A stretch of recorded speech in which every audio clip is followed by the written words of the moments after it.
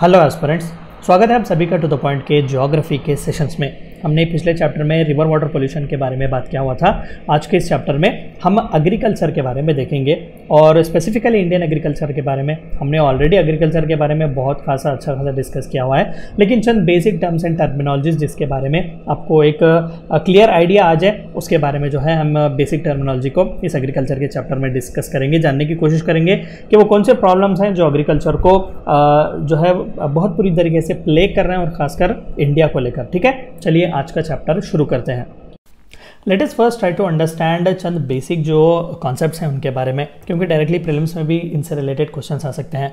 Agriculture क्या है? The art and science of cultivating soil, raising crops and rearing live stock including fishing and forest. Agriculture का मतलब सिर्फ crops नहीं होता है, अलाइड एक्टिविटीज़ भी इसमें आते हैं। देखो, द आर्ट एंड साइंस दोनों ही है। ये एक आर्ट भी है कि जिसे आप एग्जीक्यूट करते हैं, ये एक साइंस भी है जिसे आपको समझना है। Of cultivating soil, raising the crops, rearing the live stock, जो आप मुर्गियाँ, बकरे, गाय वगैरह जो पालते हैं, ये भी rearing the live stock, including fishing and forest also come under the category of agriculture. ये होलिस्टिक डेफिनेशन है एग्रीकल्चर का। कमर्शियल एग्रीकल्चर क्या है? कई बार पेपर वगैरह में पढ़ते रहते हैं, बात करते हैं, लेकिन हमें इसका करेक्ट अंडरस्टैंडिंग नहीं है। Farming in which farmer grows the crop with aim of selling it in the market. Agriculture देखिए दो टाइप्स के हो सकते हैं। पहला तो सब्सिस्टेंस एग्रीकल्चर, ठीक है, सब्सिस्टेंस एग्रीकल्चर यानी कि फार्मर जो है क्रॉप्स उगाता है उसे कंज्यूम करने के लिए, भाई मुझे ही थोड़ा बहुत खाना मिल जाए, मेरे घर वालों का पेट भर जाए, ये काफ़ी है, ये सब्सिस्टेंस है।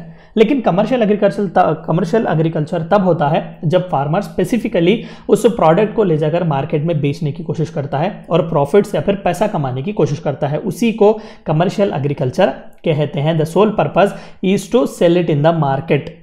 कैश क्रॉप्स क्या होते हैं? Cash crops are those which are grown by the farmer to sell in the market, example tobacco and cotton.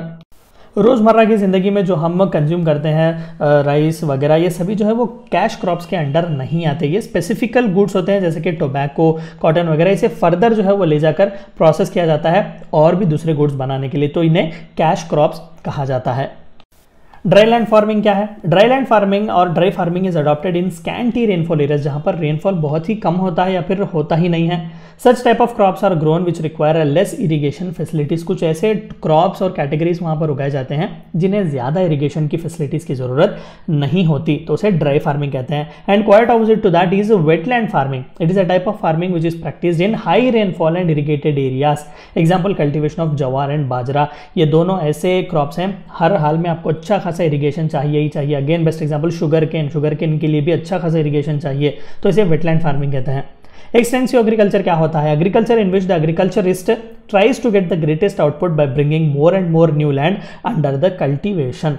बढ़ाने की ही वो कोशिश करता है, ज़्यादा से ज़्यादा नया लैंड, न्यू लैंड जो है वो अपने कल्टीवेशन के अंडर लाने की ही कोशिश करता है ताकि ज़्यादा से ज़्यादा आउटपुट आ सके। थोड़ा एक step further than commercial agriculture. Fallow lands क्या होते हैं? Leaving the field free without growing a crop for recoupment of soil fertility, से फैलो लैंड्स कहते हैं। अगर एक लंबे अरसे तक, मान लेते हैं कि 2-3 साल या फिर 5 साल तक लैंड को छोड़ दिया गया है उसके हाल पर, ताकि वो फिर से अपनी फर्टिलिटी को जो है रीगेन कर सकें। बहुत लैंड डिग्रेडेशन के बाद या फिर बहुत से लैंड फर्टिलिटी लूज करने के बाद चाहिए कि हम उसे रीजनरेट होने के लिए छोड़ दें, तो इस तरीके के लैंड को फैलो लैंड्स कहते हैं। Waste lands are different. Waste lands वो जिनका अब आप इस्तेमाल कर ही नहीं सकते, they are no more good to use it to grow for agriculture और क्रॉप्स, उस तरीके के लैंड्स को हम वेस्ट लैंड्स कहते हैं। हॉर्टिकल्चर, ये तो सभी को पता है, intensive cultivation of vegetable, fruits and flowers. It is an agricultural cropping season from early June to October. Rice, millets, maize, jute etcetera some of the crops of this season. तो horticulture जो है वो बहुत ही important है। ज़्यादातर profit making भी जो farmers होते हैं वो हॉर्टिकल्चरिस्ट ही होते हैं।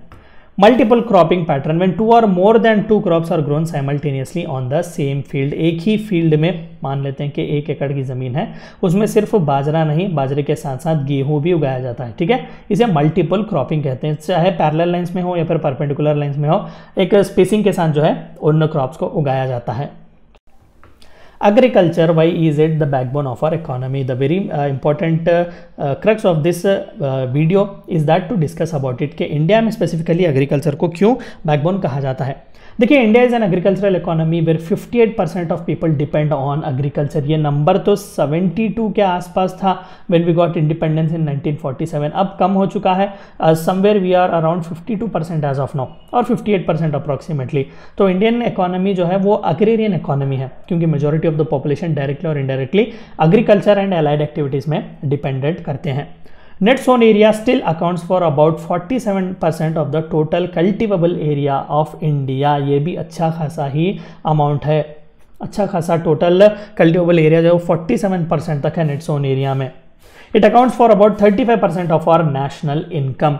ये तो बहुत कम हो चुका है एज ऑफ नाउ जीडीपी में समवेयर अराउंड 17 और 18% ही कंट्रीब्यूट करता है agriculture. It provides food for people and fodder for animals, इसीलिए इसे बैकबोन ऑफ आवर इकोनॉमी भी कहते हैं। Agriculture is the main source of raw material to the agro based industry such as sugar, textiles, edible oils etcetera. सिर्फ इन्हें नहीं, rubber भी आता है, कई ऐसे इंपॉर्टेंट प्रोडक्ट्स हमें डायरेक्टली, पेपर इंडस्ट्री भी फॉरेस्ट एग्रीकल्चर पर ही ज़्यादा डिपेंड करती है, रॉ मटेरियल्स वहाँ से भी मिलता है। सो एग्रीकल्चर के लिए, रॉ मटेरियल्स के लिए मेन सोर्स है agriculture. Agriculture provides market for many of the finished products. कई फिनिश्ड प्रोडक्ट्स के लिए भी ये एक मार्केट की तरह काम करता है। बेस्ट एग्जाम्पल पेस्टिसाइड्स वगैरह आप ले लीजिएगा, इन्हें तो इस्तेमाल ही किया जाता है एग्रीकल्चर में, तो देखो फिर से मार्केट क्रिएट किया जा रहा है।